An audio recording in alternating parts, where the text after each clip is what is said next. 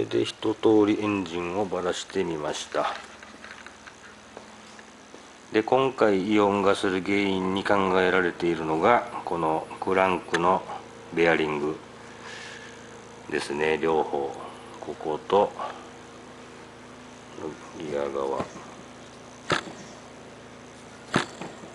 こう回してみると聞こえづらいかも分かりませんけれど、分かりますかね。ここのベアリングの方が回すとちょっと音がします。でもこのベアリングが原因でエンジンのイオンが発生していると思われます。そして届いたのがこの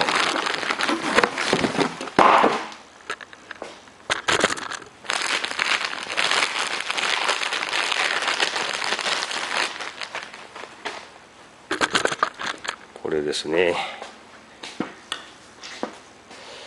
ょっと古いやつをどけて、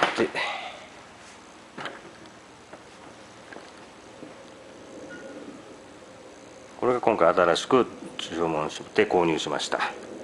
回してみます。全然音がしないの分かりますかね。ちょっと聞きづらいかも分かりませんけど、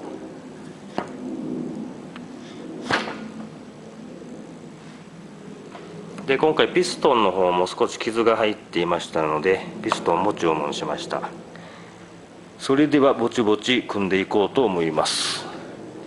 で、購入したパッキン類、ガスケット、ラジエーターのホースもちょっと破れてましたので購入しました。あとピストンリング、ピストンピンですね。でクランクの両方がシール、オイルシール。それではぼちぼち組もうと思います。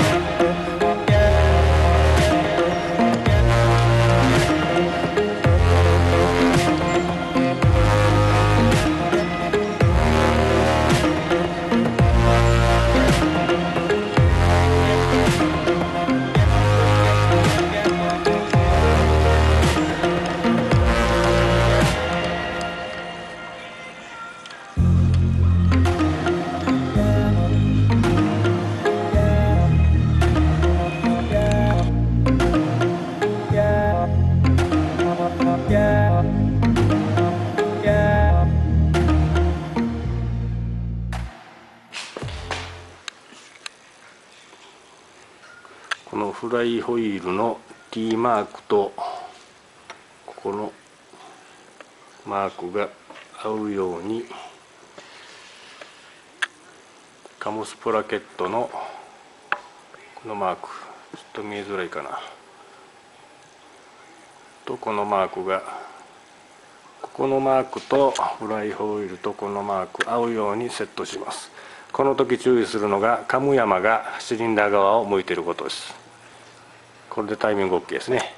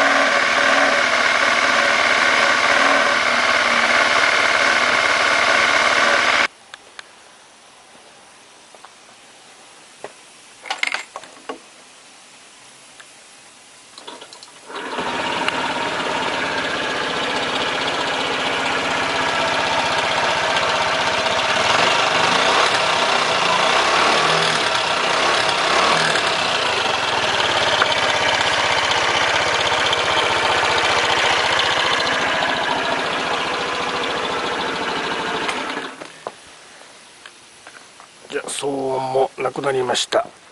やはり原因はこのクランクのクランクベアリングのへたりで異音が出ていたものと思われます。はい、無事に治りました。よいしょ。